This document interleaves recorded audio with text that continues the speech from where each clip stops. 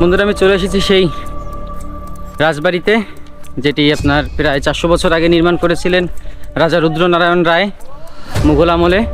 এই যে দেখুন, এই হচ্ছে সেই রাজবাড়ির একটি বিল্ডিং, যেটি এখন প্রায় ধ্বংস হয়ে গেছে, ধ্বংসপ্রাপ্ত প্রায়। আমি এখন ভেতরের দিকে যাচ্ছি। এই যে দেখুন, এইটির অবস্থা, উপরের ছাদ টোটালেই নাই। এই যে দেখুন, উপরের ছাদের অংশ টোটালে নেই এবং দেয়ালের যে পলেস্তারা সেটিও খসে গেছে এবং ইট বেরিয়ে গেছে। তবে এটি দেখে বোঝা যাচ্ছে যে এটির বয়স কয়েকশো বছর, কারণ একটা নির্মাণ শৈলী দেখে বোঝা যায় যে সেটি কতটা পুরনো। এই যে আমি আরেকটু ভিতরের দিকে যাচ্ছি।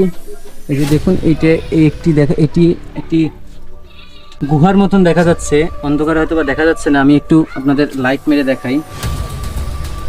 এই যে দেখুন, এটি বাড়ির ভেতরে একটি কূপের মতন। এখানে এখন কিছু মালসা ফেলানো আছে, এই যে দেখতে পাচ্ছেন। এবং এপাশে রয়েছে আপনার ছাদে ওঠার যে সিঁড়ি।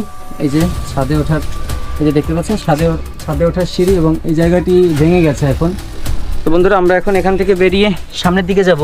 আরও অনেক বিল্ডিং রয়েছে। একটা সময় এখানে নাকি ছোট বড় মিলিয়ে প্রায় 200 অট্টালিকা ছিল।